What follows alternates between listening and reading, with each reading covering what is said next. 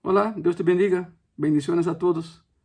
Hoy veremos la segunda parte de la libertad. El subtítulo sería Usando la libertad. Y empiezo con la pregunta que hice hace una semana. ¿Cómo tomo una decisión de lo que debo hacer con respecto a lo que no está en la Biblia? Bueno, la Biblia es nuestra regla de fe y conducta. Sabemos que es así y así tiene que ser. La Biblia es inerrante, significa no se equivoca. Pero si algo no está explícitamente ilustrado en la Biblia, ¿cómo puedo guiarme para tomar una decisión? Bueno, el jueves pasado vimos 4 puntos. Son preguntas que tenemos que hacer antes de hacer algo. La primera pregunta fue, ¿espiritualmente me beneficia? O sea, lo que yo voy a hacer, aunque no esté explícitamente en la Biblia, pero lo que voy a hacer me beneficia espiritualmente. ¿Va a contribuir? Segunda pregunta esa. ¿Va a contribuir para mi desarrollo espiritual? Número 3. Si hago esto que quiero hacer, ¿hará con que vaya más lento en mi vida espiritual? O sea, ¿va a ralentizar mi carrera, como decía el apóstol Pablo? Y la pregunta 4. Si lo hago, ¿me haré esclavo otra vez de lo que estoy haciendo? Essas são as 4 perguntas que hicimos el jueves pasado. Hoy seguimos con la lista. Por lo tanto, vá por una pluma, un cuaderno, Biblia, y mientras corres allá para buscar el material de estudio bíblico, porque no puedes escuchar una predicación si tienes la Biblia en tus manos, ¿verdad? Mientras, te invito a estar con nosotros en Gracia y Paz el próximo domingo. Hay 2 cultos, 11 de la mañana y 1 de la tarde, 11 de la mañana y 1 de la tarde, pero antes, el sábado, vamos a tener una actividad que tenemos, perdón por la redundancia, en el último sábado de cada mes. Se llama Celebrando a Dios. Celebrando a Dios, auditorio de Iglesia Gracia y Paz, a las 5 de la tarde. No es un culto, no hay predicación, simplemente es lectura bíblica y vamos a agradecer a Dios por todo lo que Él ha hecho por nosotros. Es un culto de acción de gracias, pero no es tanto un culto, no tiene formato de culto. Es una reunión, es una fiesta.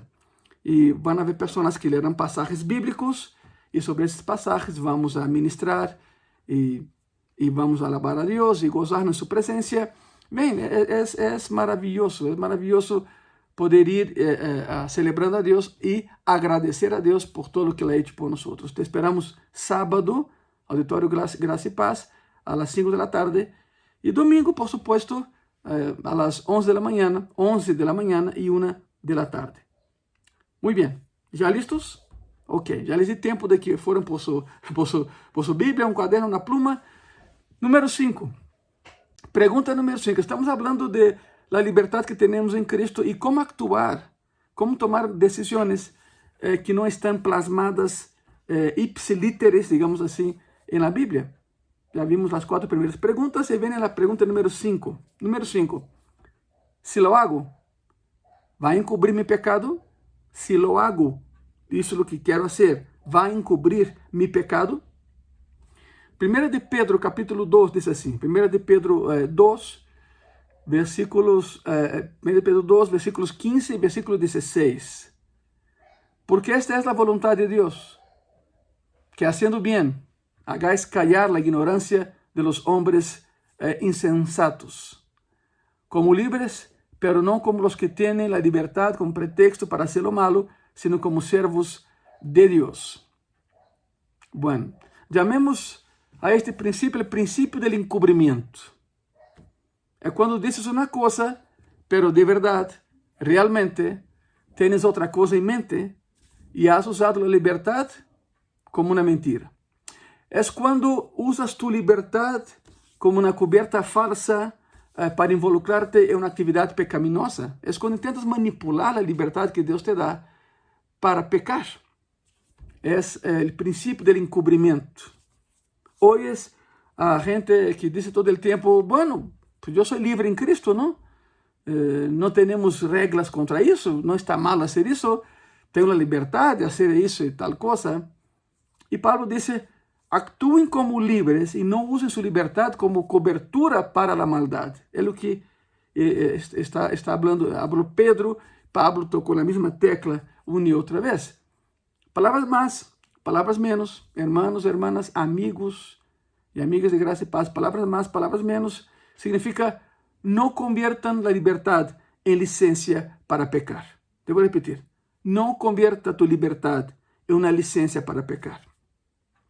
Gálatas capítulo 5, versículo 13 dice así: porque vosotros, hermanos, a libertad fuisteis llamados, solamente que no uséis la libertad como ocasión para la carne, sino servíos por amor los unos a los otros. Hay un dicho en México, ¿no?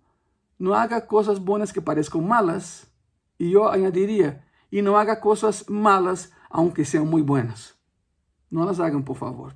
Por eso la pregunta número 5 es, si hago lo que quiero hacer y no está la instrucción de hacer o no hacer, no está explícitamente en la Biblia, si hago eso, encubro mi pecado, o sea, estoy haciendo algo que parece bueno, parece malo, para encubrir mi pecado. Pregunta número 6. Si lo hago, si hago lo que quiero hacer, si hago lo que pienso hacer, ¿me hará ignorar mi conciencia? Si hago lo que quiero hacer, ¿hará con que deje mi conciencia a un lado? Cuando entendemos la función de la conciencia, nos beneficiamos mucho de ella. Algunos dicen que es una vocecita que hay adentro de la cabeza. Bueno, es Dios hablando a tu corazón. Romanos capítulo 2 habla que aún aquellos que no tienen la ley de Dios escrita como los judíos la tienen en sus corazones. O sea, cualquier persona sabe lo que está bien y lo que no está bien hacer. Cualquier persona. No tiene que ser judío para saber los 10 mandamientos y entender.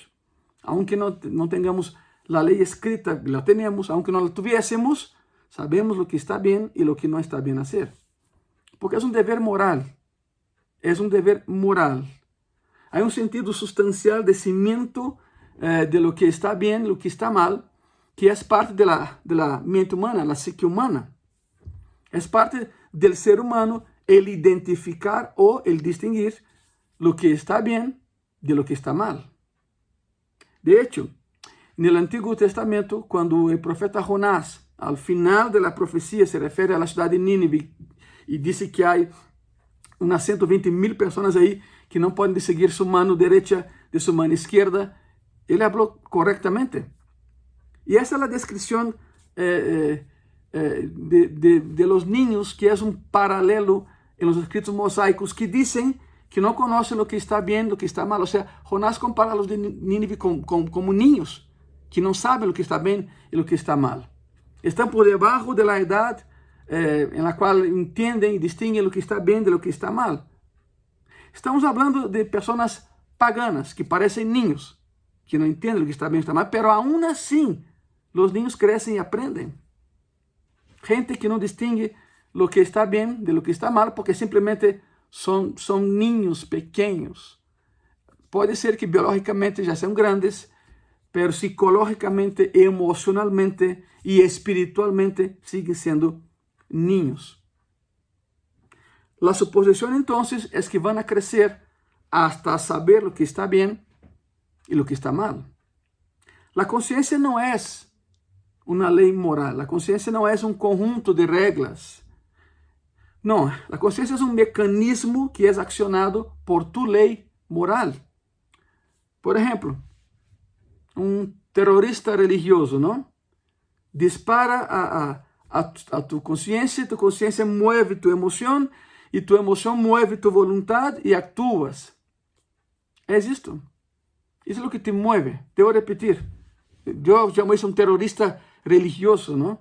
Dispara a tu conciencia que mueve tu emoción mueve tu voluntad y entonces actúas. Cuando la persona actúa mal y defiende su pecado, es su conciencia operando en respuesta a un conjunto corrupto de convicciones equivocadas. La conciencia entonces es un mecanismo, no son reglas, es un mecanismo de defensa, es un mecanismo que te impide actuar de manera mala. Entonces, seguimos con la conciencia. Entonces, la conciencia es formada por un conjunto de convicciones y determina el tipo de reacción que tendrás de acuerdo al conjunto de normas que rigen tu vida. Así como eres, así actúas. Como piensas, actúas. debes de tener un conjunto de convicciones correctas y de hecho lo tienes, se llama cristianismo. También debes asegurarte de que no acostumbres a tu conciencia a ignorar esas convicciones. Tienes que programar tu conciencia, que prenda la alarma cada vez que cruzas la línea. La Biblia habla acerca del peligro de que tu conciencia se cauterice. Pablo decía, el apóstol Pablo. Eso significa cubrirla con tejido que está muerto de tal manera que no puede sentir absolutamente nada. Esa es una cauterización. Pablo decía, mentes entenebrecidas, mentes cauterizadas, es cubrir con tejido que está muerto de tal manera que la herida ya no sienta nada. Pero sigue abajo la herida. Aunque no la vea, sigue abajo. Y 10 más o 10 menos va a empezar a doler. Cuando alguien recibe un ejército de piel, por ejemplo, esa área en particular pasa a ser insensible. No hay sensibilidad ninguna ahí. No siente nada. Es exactamente lo que pasa con la conciencia cauterizada. Ya no siente nada. Y como no siente nada, ya no avisa de nada. Y como ya no avisa, la persona hace lo que quiere hacer y pensando que está correcto. Y aún personas que saben que está mal lo que están haciendo, lo siguen haciendo. ¿Por qué? Porque tienen una mente cauterizada. Ya no siente nada. Ahora, con eso en mente, por favor, vaya conmigo a Romanos, capítulo 14, versículo 1 y versículo 2. Y la palabra dice así: recibid al débil en la fe, pero no para contender sobre opiniones, porque uno cree que se ha de comer de todo, otro que es débil come legumbres. Aquí tenemos a alguien que viene a Cristo. La historia es esa, el contexto es ese, ¿eh?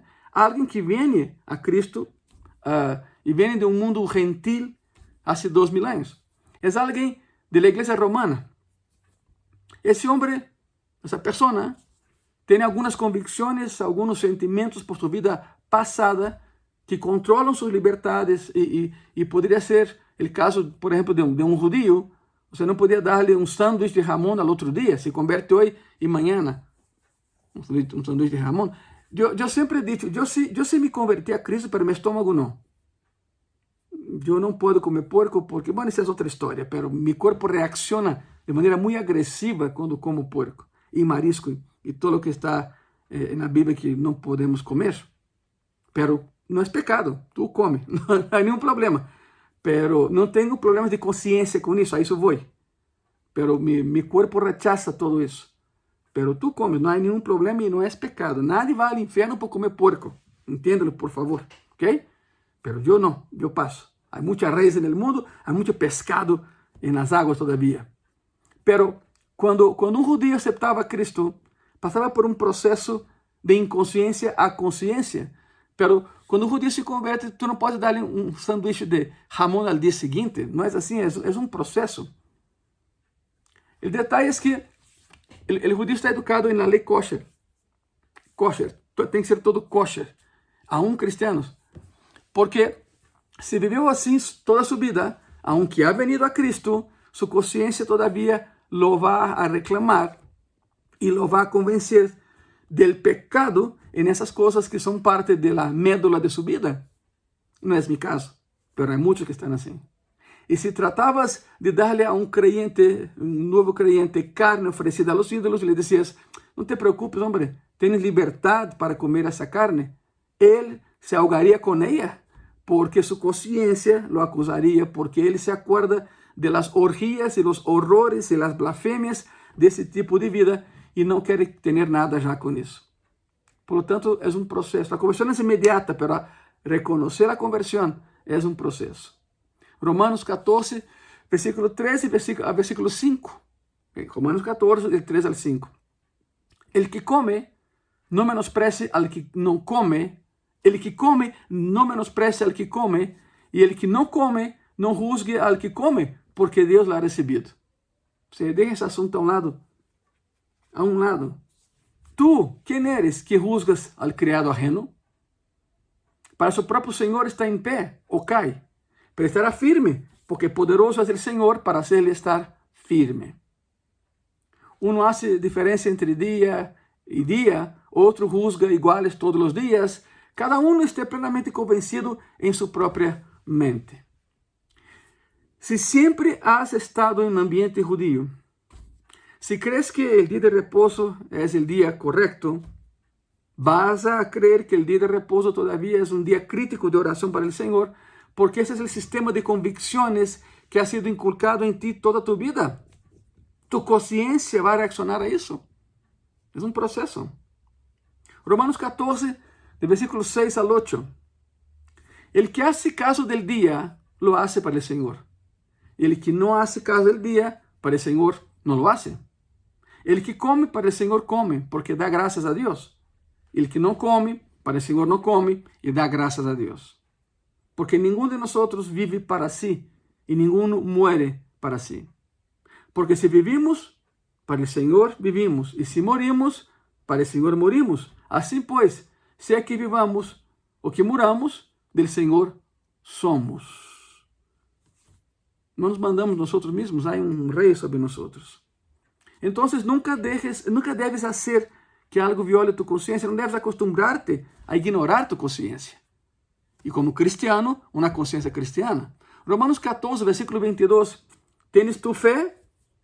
Tenía para contigo delante de Dios. Bienaventurado el que no se condena a sí mismo en lo que aprueba. Significa, no debes llegar al punto de donde hagas algo que tú crees que no está bien. Deja que el Espíritu Santo te guíe y use tu conciencia para eso. No debes hacer algo que crees que no está bien. Número 7. Pregunta número 7. Para que los que ya se perdieron.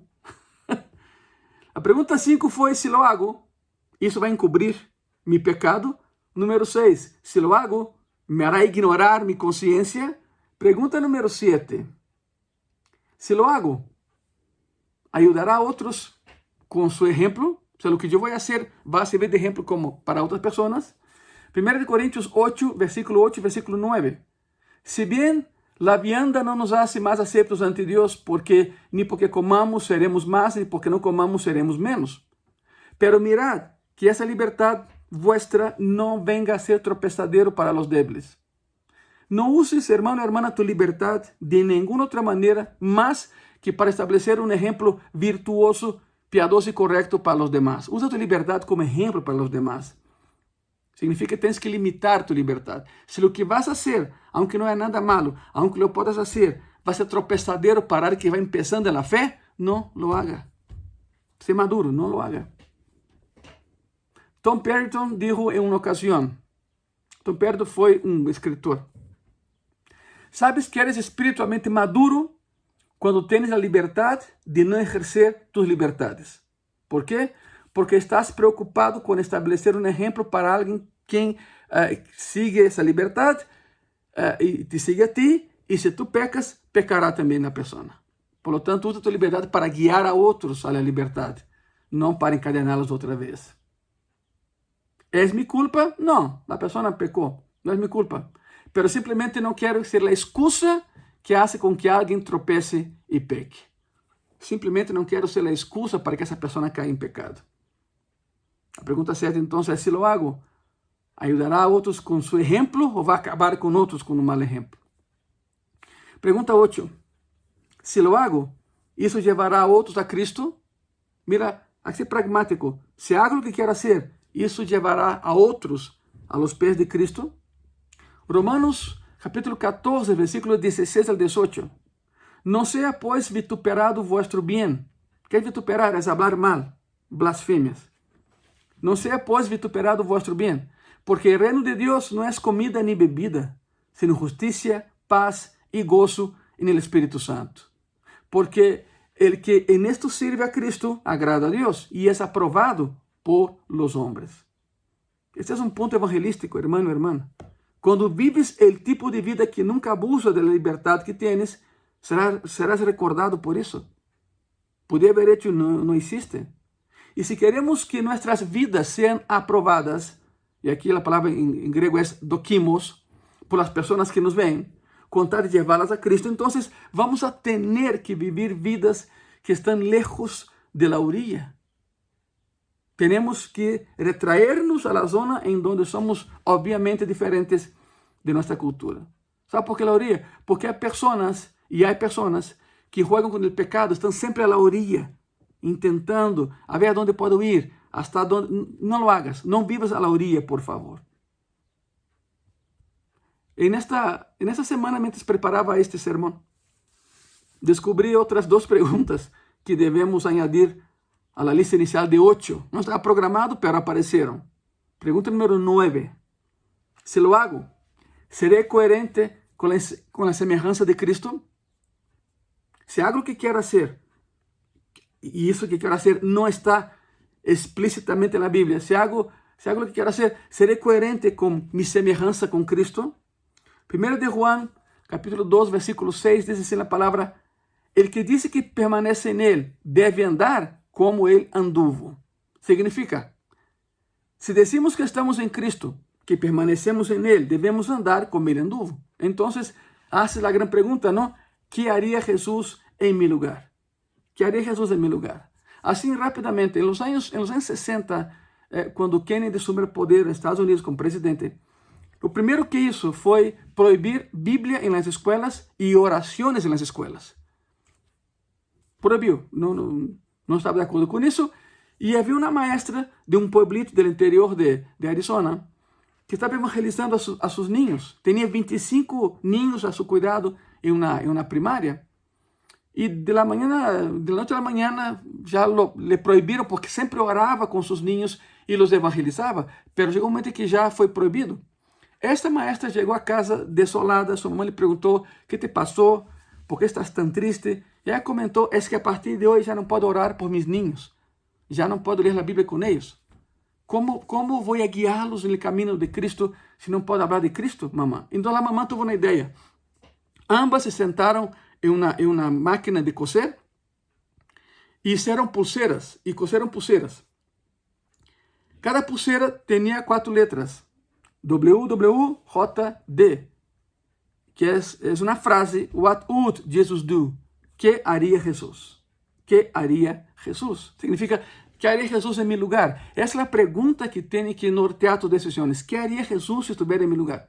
Al día siguiente, la maestra llega al salón y distribuye las pulseras y dice a los niños: ya no puedo orar por ustedes, ya no puedo leer la Biblia con ustedes, pero pon esa pulsera en sus brazos.